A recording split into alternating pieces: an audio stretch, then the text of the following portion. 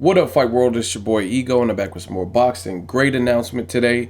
Top Rank finalized the deal with Brandon Bam Bam Rios and Diego Cháves. Now, some of you guys might not know much about Diego Cháves, so stay tuned to this video. I'm going to give you the Ego thoughts, and hopefully I get you guys excited. Now, this is an excellent fight. And I told you this was a potential fight. It's official now. And when I told you that, I let you know it was a good fight then, and I'm going to let you know even more so now how good of a fight this is. Again, Diego Cháves, you can sleep on him. I think he's underrated in a lot of departments. I think his ring generalship, boxing ability, and boxing IQ is underrated. His power is underrated, and his chin is underrated. Great fighter. He's really scrappy. If you watch the Keith Thurman fight, a lot of you guys haven't seen much of him, but watch the Keith Thurman fight. That's all you really need to know. And this is a guy who was going toe-to-toe and winning with Keith Thurman, who is a notorious big puncher. And other guys can't really just stay in pocket and hang and bang with him. Now, Diego Cháves was stopped in that fight later.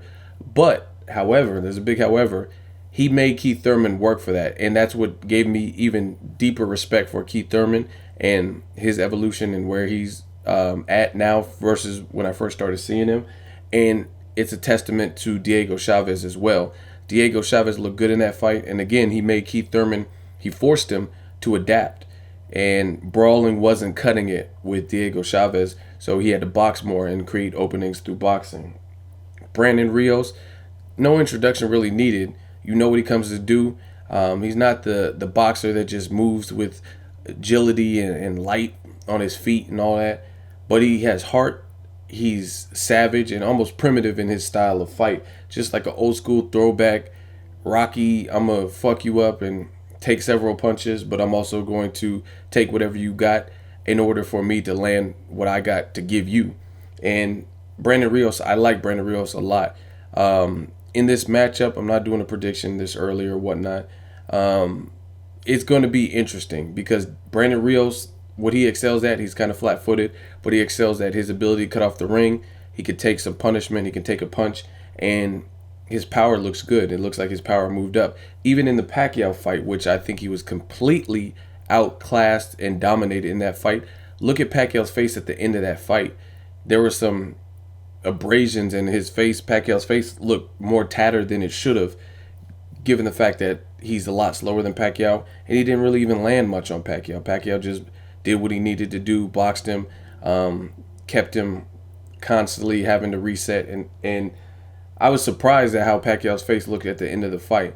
So Brandon Rios, like I said, he's a slugger, but he's one of the best of the sluggers, and I really don't see this going to the cards. I think someone will get knocked out. So for the boxing fans who are, you don't really care about the sweet science, or you want to just get off of work, open up a beer, a bottle of Wild Turkey, moonshine, whatever the fuck y'all drink, and just kick back, relax. You need something easy where you don't really have to dissect it and you know exactly what's happening, in your face type of action. This is that fight. And I firmly believe that it's going to be a clash of styles because, again, Brandon Rios more on the flat-footed style, but he comes to bring it. He has heart. He doesn't just give up. I mean, if that was the case, he should have gave up in the Pacquiao fight because he was thoroughly losing and he was even knocked down early. So, man has heart and he has a chin, and he could force his fight upon people. He showed you that in the Alvarado fight. All around great fight. I think Cháves is the better boxer. I gained a lot of respect in that Keith Thurman fight. Like I said, check your cable channels or whatever. See if you can find that on demand if you miss it, or even refresh your memory on it. Great fight. It made me respect Keith Thurman even more. And that fight also made me respect Diego Cháves. Diego Cháves was also Paulie Malignaggi's mandatory. And Paulie Malignaggi avoided that mandatory challenge to go after the money fight, which was Adrian Broner, which he lost, and Broner got the belt up off him. But I could see why he avoided Diego Cháves, because Paulie Malignaggi, a guy known for his boxing prowess, but not known for punching power, that would have been probably a more difficult fight than Adrian Broner, because I'm not really fully convinced Adrian Broner is a true 147-pounder. His speed and power doesn't look apparent up there, and you've seen what Marcos Maidana did to Broner. Diego Cháves looks like a big boy, and it looks like he has power. at 147. So that was probably a wise move on behalf of Paulie Malignaggi's part. Let me know what you guys think. The only thing I'm disappointed about with this fight, it's not taking place in my state. They were talking about making it take place in California. I'm a California native. I live in here.